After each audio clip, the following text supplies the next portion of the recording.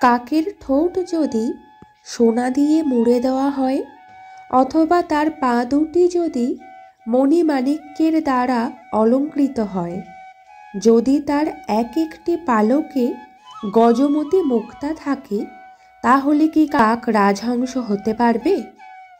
অর্থাৎ চাণক্য এখানে একটি অত্যন্ত প্রয়োজনীয় বিষয়ের প্রতি আমাদের দৃষ্টি আকর্ষণ করেছেন।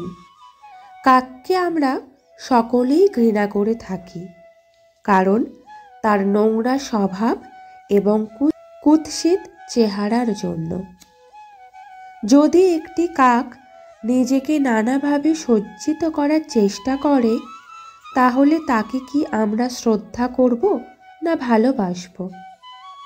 একইভাবে এই পৃথিবীতে কোনো বিদ্যাহীন বা নির্মম স্বভাবের মানুষ যদি চাকচিক্যপূর্ণ পোশাক পরিধান করে, তাহলে তাকে কি আমরা শুদ্ধ চিত্তের মানুষ স্বরূপ বিবেচনা করব?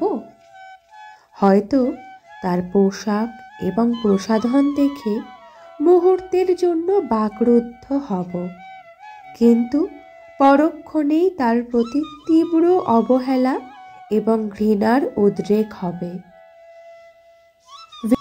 ভিডিওটি ভালো লেগে থাকলে অবশ্যই লাইক, কমেন্ট এবং প্রিয়জনদের সাথে শেয়ার করবেন, এবং পরবর্তী আপডেট পেতে চ্যানেলটি অবশ্যই সাবস্ক্রাইব করে রাখবেন।